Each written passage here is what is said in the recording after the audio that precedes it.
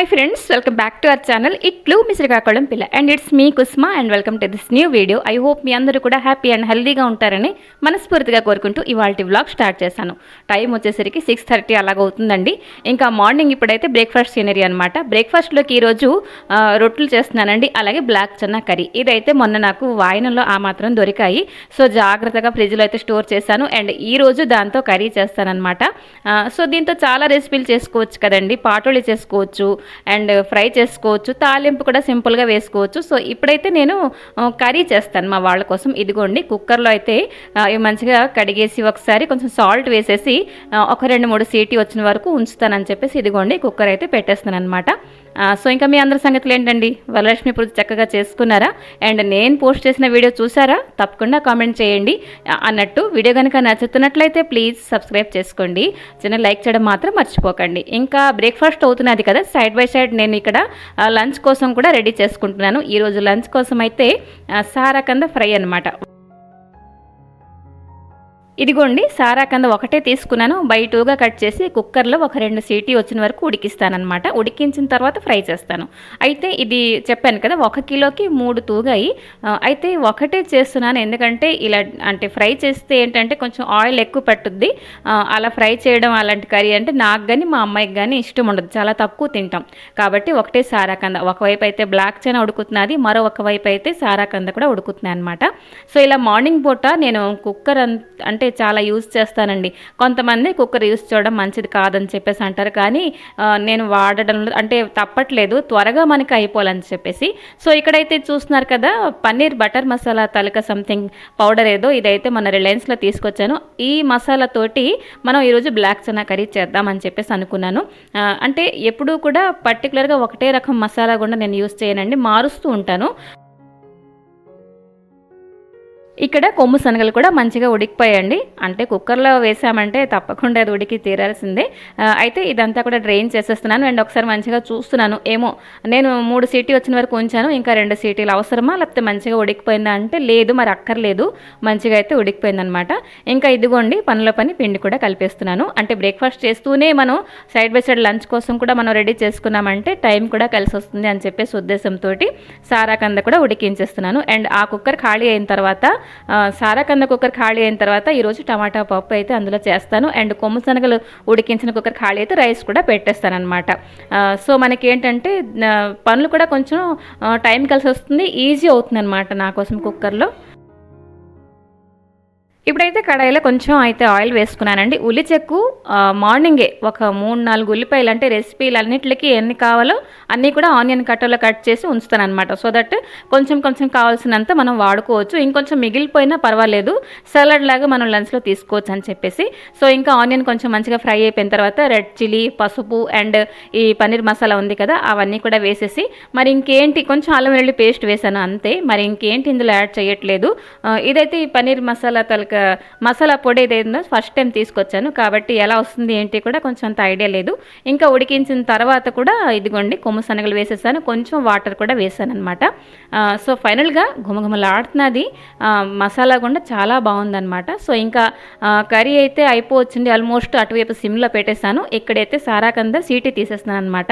తీసేసి ఒకసారి మంచిగా అంటే కొంచెం చల్లారుతుంది అండ్ రొట్టెలు చేసిన తర్వాత సైడ్ బై సైడ్ నేను అది కూడా ఫ్రై చేసేసుకోవచ్చు అని చెప్పేసి. ఎలాగంటే మార్నింగ్ 9:30 కల్లా మనకి బ్రేక్ఫాస్ట్, ఆ తర్వాత లంచ్ ప్రిపరేషన్ ఇవన్నీ కూడా కంప్లీట్ అయిపోవాలి అని చెప్పేసి ఉద్దేశంతో నేను ఇక్కడ గబగబా చేసుకుంటాను. ఇంకా కిచెన్లో పనులు అంటారా ఒక్కొక్కరికి ఒక్కొక్కలాగా ఉంటాయి కదండి. ఈ టైంకి ఇలాగ అయిపోవాలి, ఆ టైంకి లేట్ అవుతున్నాము అని చెప్పేసి కూడా అలా అనుకోకూడదు. ఎందుకంటే నాకున్న టైమింగ్కి ఉండే పనులకి నేను ఇలాగ సెట్ చేసుకున్నాను అనమాట. ఒక్కొక్కరికి 10:30 అవ్వచ్చు, 11 అవ్వచ్చు, ఇద్దరు ఇంకొంచెం ఎర్లీగా కూడా వంట అనేది కంప్లీట్ చేసుకోవచ్చు. సో ఈరోజు మరికొన్ని పనులు అయితే పెండింగ్ ఉన్నాయండి, అవన్నీ కూడా నెక్స్ట్ మీతో షేర్ చేస్తాను. అంటే వంటింట్లో సంబంధించిన పనులే. సో ఇదిగోండి ఈరోజు కర్రీ అయితే అద్భుతం అంటే అద్భుతం, చాలా బాగా కుదిరింది. ఇంకా అమ్మాయి కాలేజ్కి వెళ్ళిపోయిందండి. ఇంకాను ఇదిగోండి కర్రీ ఏదైతే బ్యాలెన్స్ ఉందో అది కూడా ఒక చిన్న గిన్నెలో తీసేస్తున్నాను. మనకి వంట పాత్రలో అంటే పెద్ద కడాయిలోని ఆ మాత్రం కర్రీ, అంత పెద్ద గిన్నెలో ఆ మాత్రం పప్పు, ఇలాంటివన్నీ ఉంటే అంటే నాకంతా నచ్చదనమాట. సో చిన్న చిన్న వాటిలో తీసేసి అవన్నీ కూడా క్లీన్ చేసేస్తాను అప్పటికప్పుడే. ఇంకాను మార్నింగ్ ఏదైతే మనం మసాలా గుండలు ఇవన్నీ తీసామో నెక్స్ట్ అయితే దాని అవసరం ఈ పూటకు లేదు కాబట్టి అవన్నీ కూడా వాటి ప్లేస్లో అయితే పెట్టేశాను అనమాట. అండ్ ఇప్పుడు లంచ్ ప్రిపరేషన్. సారాకంద అక్కడ చూస్తున్నారు కదా, ఒక దుక్క కడాయి. ఈ సారాకంద ఫ్రై అనేది పల్చగా ఉండే కడాయిలో కానీ నార్మల్గా స్టీల్ కడాయిలో కానీ అస్సలు ఫ్రై అవ్వదండి. అంటే అలా చేస్తే ఏంటంటే అడుగు నుంచి ఫస్ట్ మాడిపోతుంది అనమాట, మొత్తం మొక్కలన్నీ మాడి వాసన వచ్చేస్తాయి. సో లో ఫ్లేమ్లో అలా కాస్తంత ఆయిల్ వేసుకుంటూ మనం కలుపుకుంటూ ఉండాలన్నమాట. సో ఇంకా మా వారికైతే అదేంటంటే కొంచెం క్రిస్పీగా ఉంటేనే ఇష్టం అని చెప్పేసి అన్నారు. సో అదే ప్రొసీజర్లో నేనైతే ఫ్రై చేసేస్తున్నాను. సో ఇదిగోండి ఫైనల్గా అయితే సారాకంద ఫ్రై ఈ విధంగా వచ్చింది. చూస్తున్నారు కదా, పెచ్చుల్లాగా వచ్చేసి చాలా క్రిస్పీగా బాగుందన్నమాట. సో ఇంకా ఇక్కడైతే టమాటా పప్పు కూడా ఉడికిపోయిందండి. జస్ట్ సాల్ట్ కొంచెం వేసేసి మంచిగా ఎనిపేస్తే కర్రీ అంటే ఫ్రై ఇంకాను పప్పు కూడా రెడీ అయిపోయినట్టే.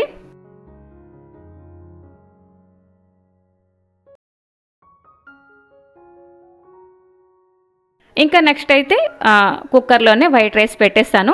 రైస్ అయిపోతే వంట ఆల్మోస్ట్ కంప్లీట్ అయిపోయినట్టే. సో ఈ లోపల కొంచెం కొన్ని డబ్బాలు ఏంటంటే ఎప్పటి నుంచి క్లీన్ చేద్దాం అనుకుంటున్నాను. అండ్ అందులో కొంచెం ఏదో సామాన్లు ఏవో ఉన్నాయండి, కొంచెం పాడైపోలేదు బట్ చాలా రోజులు బట్టి వాడకపోయినవి అలా ఉన్నాయన్నమాట. సో ఆ డబ్బాలన్నీ కూడా తీసేసి ఇప్పుడైతే కొంచెం విమ్ లిక్విడ్ వేసేసి క్లీన్ చేస్తున్నాను అనమాట. సో ఇదేంటంటే గూట్లో ఉండేసి ఏదో నిండుగా కనబడుతున్నాయి కానీ అది క్లీన్ చేసేసుకుంటే ఆ డబ్బాలు ఏవైతేనే అందులో కొంచెం ఏమైనా మిగిలిపోయిన పిండి కానీ అవి ఏమైనా మనం పెట్టుకోవచ్చు అని చెప్పేసి ఉద్దేశంతో ఈ పనులన్నీ కంప్లీట్ చేసుకుంటున్నాను అనమాట. సో అమ్మాయి కాలేజ్కి వెళ్ళిపోయిన తర్వాత నేను చేసుకునే పనులు అయితే ఇలానే ఉంటాయండి.